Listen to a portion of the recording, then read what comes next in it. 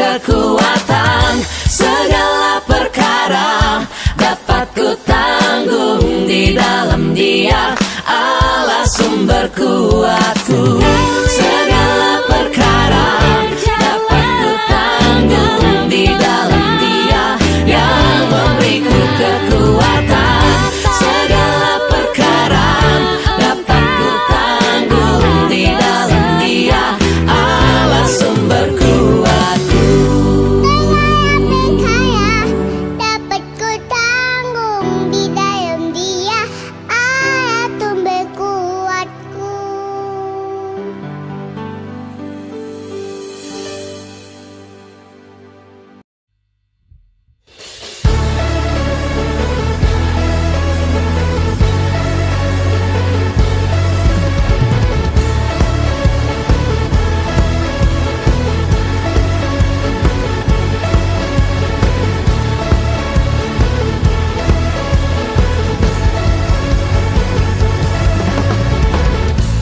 Terlalu besar tuh dipahami, besar cintanya bagiku, sangat mustahil tuh diselami. Hebat kuasanya bagiku, cintanya besar, kasihnya lebar, kuasanya besar bagiku. Cintanya besar, kasihnya lebar, Dia maha besar bagiku. Ku dicintai, dianugerahi, Dia lampaui segala akal. Ku dicintai, dianugerahi, Dia lampaui segalanya.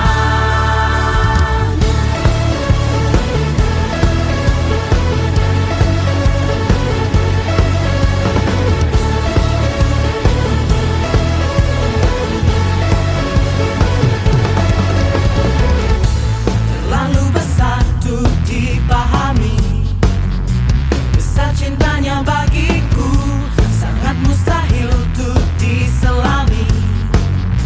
Hebat kuasanya bagiku, cintanya besar, kasihnya lebar, kuasanya besar bagiku.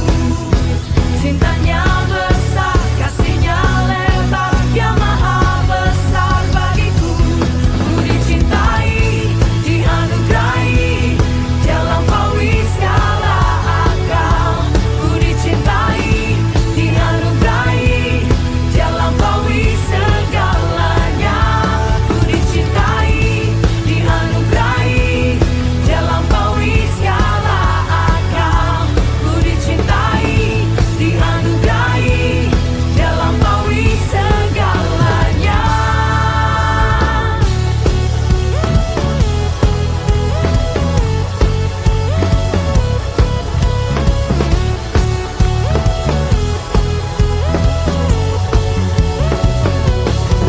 With His love so great and His mercies new, He is making all things new. With His love so great and His mercies new, He is everything to me. I know I am loved and highly favored. He is above and beyond all things. I know I am loved and highly favored. He is above and beyond all things.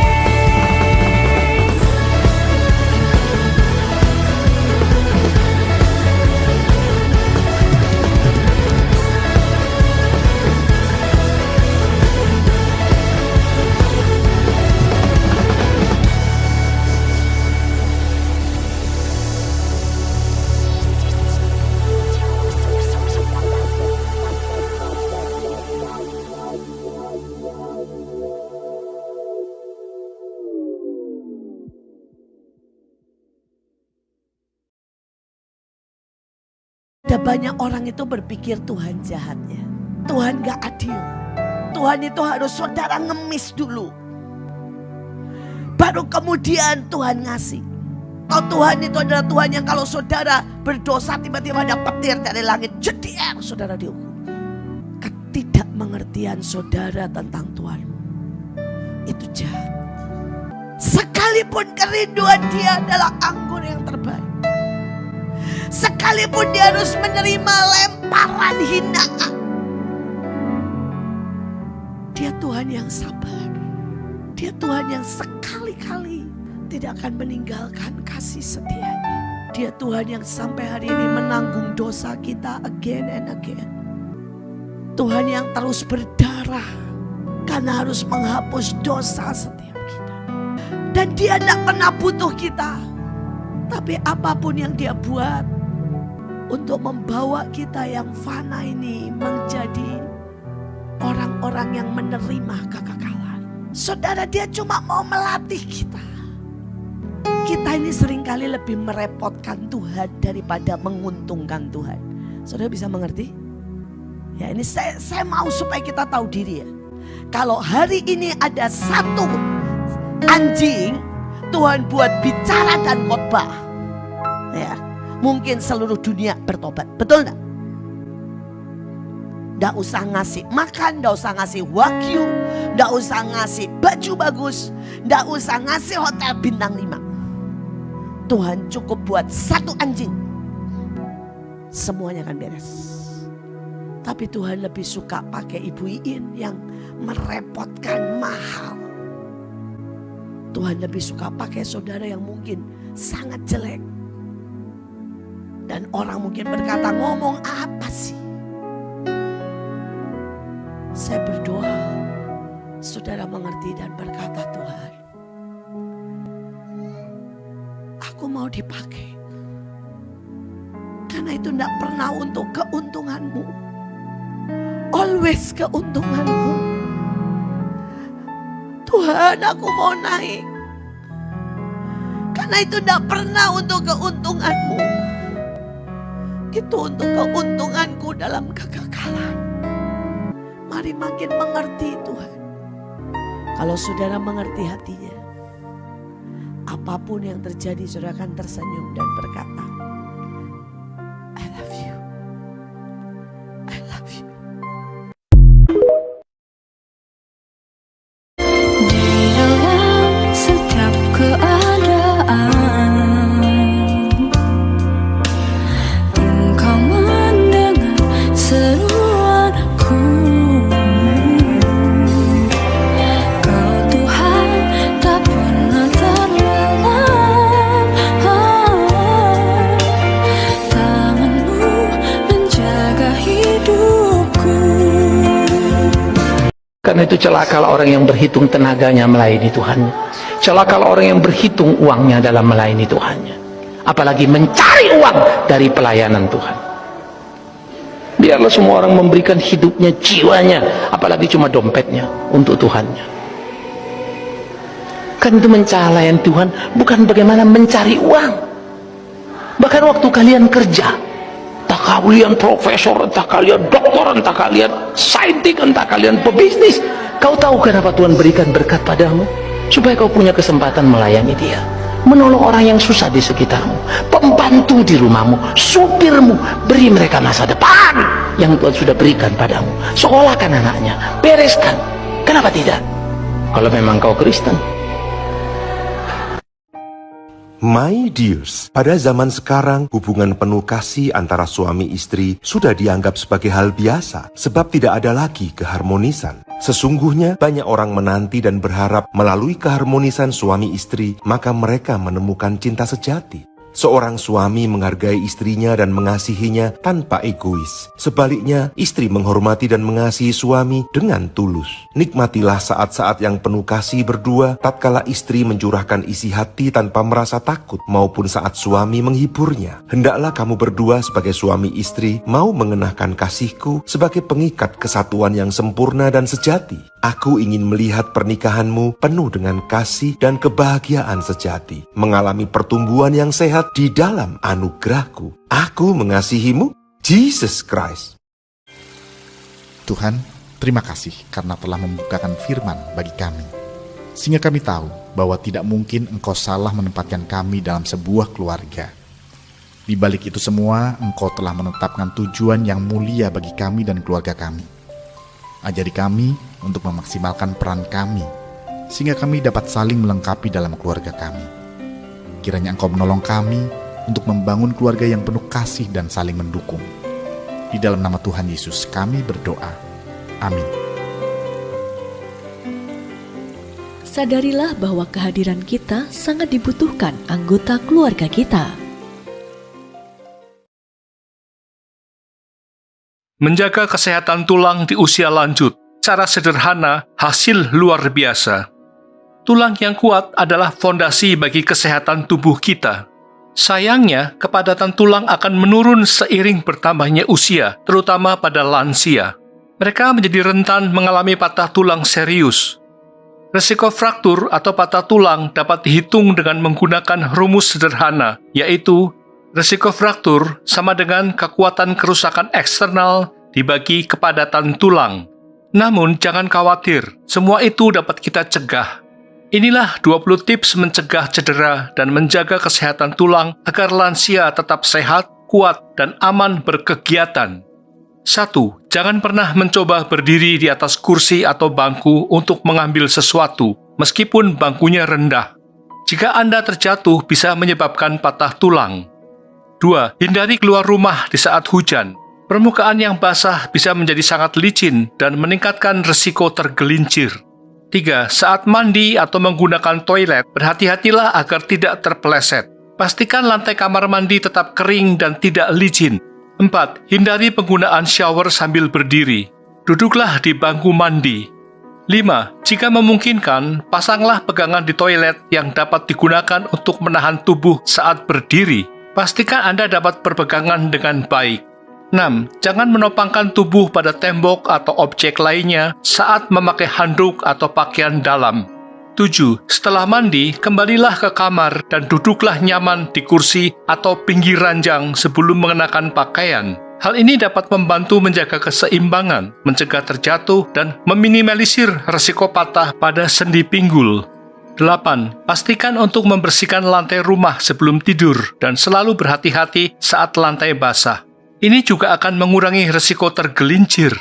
9. Ketika bangun di tengah malam, duduklah di ranjang selama beberapa menit sebelum berdiri. Pastikan untuk menyalakan lampu agar dapat melihat sekitar dengan jelas sebelum bergerak. 10. Jika memungkinkan, jangan menutup pintu toilet dari dalam, terutama di malam hari.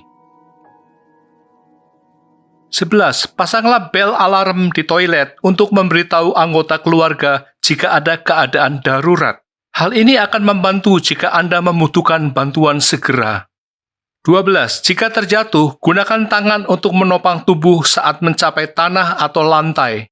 Lebih baik mengalami patah pada lengan bawah atau pergelangan tangan daripada patah pada leher femur atau sendi pinggul. 13. Sangat dianjurkan berolahraga, setidaknya berjalan sejauh mungkin. Latihan ringan seperti berjalan dapat membantu menjaga kekuatan tulang dan mengurangi risiko patah tulang. 14. Jagalah berat badan sesuai batas yang diperbolehkan. Kuncinya adalah kontrol pola makan, dan itu sepenuhnya berada di tangan dan pikiran kita. 15. Hindari kebiasaan menghabiskan sisa makanan. Berhenti makan saat perut setengah kenyang selalu lebih baik daripada makan sampai kekenyangan. 16. Disarankan mengkonsumsi suplemen makanan yang kaya kalsium seperti produk susu, kedelai, dan makanan laut. 17. Rutinkan untuk mendapat paparan sinar matahari karena sinar UV dapat membantu tubuh menghasilkan vitamin D guna meningkatkan penyerapan kalsium dan membantu mencegah osteoporosis. 18. Meskipun jatuh tidak selalu menyebabkan patah tulang, namun perlu dipahami bahwa getaran dan dampak kekuatan saat terjatuh dapat merusak fungsi tubuh lansia secara keseluruhan. Risikonya adalah penyumbatan meridian atau kolateral tubuh, serta mengganggu regulasi keseimbangan tubuh. Pada akhirnya, semua ini bisa mengakibatkan kegagalan fungsi organ dalam dan kematian secara cepat. 19. Perhatikan langkah kaki Anda setiap kali naik atau turun tangga dan berjalan di permukaan yang basah atau tidak rata. Satu kali jatuh dapat menghabiskan 10 tahun hidup karena kerusakan pada tulang dan otot. Tindakan operasi tidak selalu efektif dan pengobatan konservatif juga memiliki keterbatasan. Bahkan menurut penelitian terhadap lebih dari 300 orang berusia 100 tahun ke atas, hampir semua orang yang jatuh akan meninggal dalam waktu 3 bulan. 20. Tumbuhkan sikap saling menjaga, terutama mereka yang merawat lansia, agar lansia tidak tergelincir dan jatuh dengan serius. Ingatlah, Keselamatan adalah prioritas utama. Pesan saya, berhati-hatilah di setiap langkah Anda, saling menjaga, dan tetaplah sehat. Terima kasih.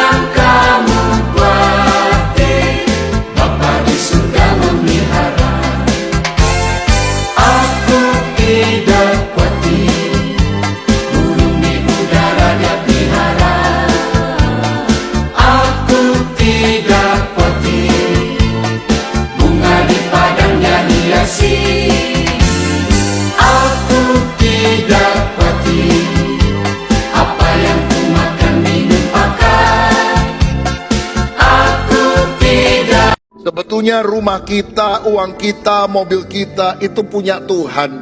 Hanya dititipkan kepada kita untuk sementara waktu.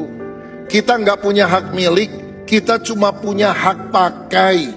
Kita dipinjami 70 tahun, 80 tahun, atau lebih sedikit. Setelah itu kita harus menghadap hadirat Tuhan. Apa yang kau miliki akan berakhir di lubang kubur. Engkau tidak akan bisa bawa kemana-mana. Tapi apa yang kau tabur di ladang Tuhan, itu kekal sampai selama-lamanya. Dia adalah owner, pemilik kehidupan kita. Kita hanyalah manajer, pengelola dari harta milik apa yang Tuhan percayakan.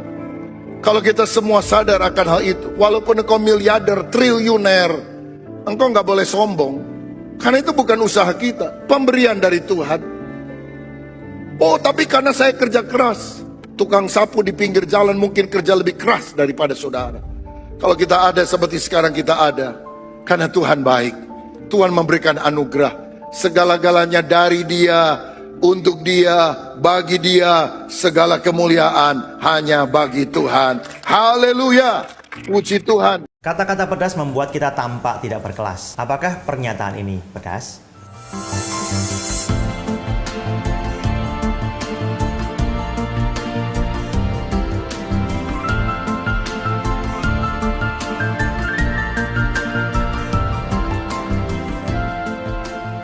Apakah yang lebih pedas daripada cabai? Yaitu perkataan kita. Nah, Amsal pasal 15 ayat yang pertama berkata, jawaban yang lemah lembut meredakan kegeraman, tetapi perkataan yang pedas membangkitkan marah.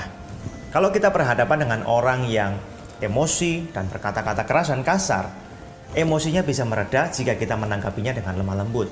Tetapi jika kita terbawa emosi dan kemudian kita ikut berkata-kata dengan keras dan kasar kepadanya, maka pertengkaran yang lebih besar akan tidak terhindar. Tapi sebaliknya orang kadang-kadang ada yang bertanya begini, kenapa ya kok istriku tiba-tiba marah? Kenapa ya kok suamiku tiba-tiba marah tanpa sebab?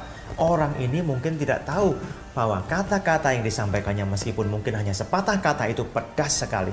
Maka benarlah kata Amsal, perkataan yang pedas membangkitkan marah. Nah, contohnya begini ya.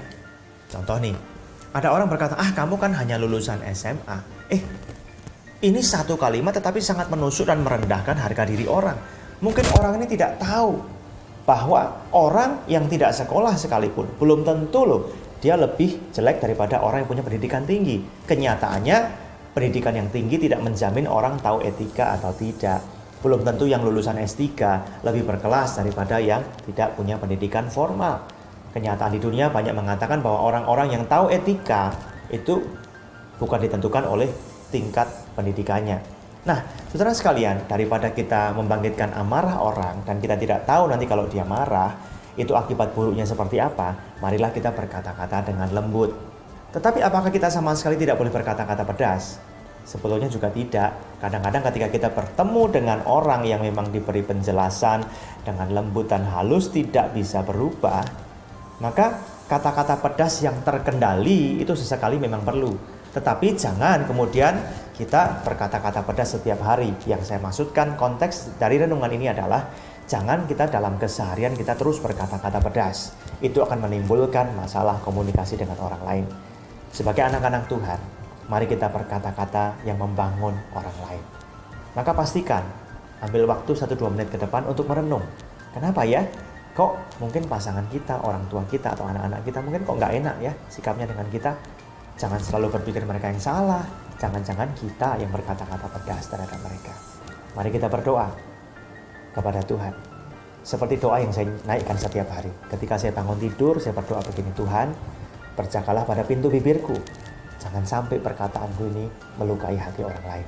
Aku mau jadi berkat lewat perkataanku hari ini. Tuhan memberkati.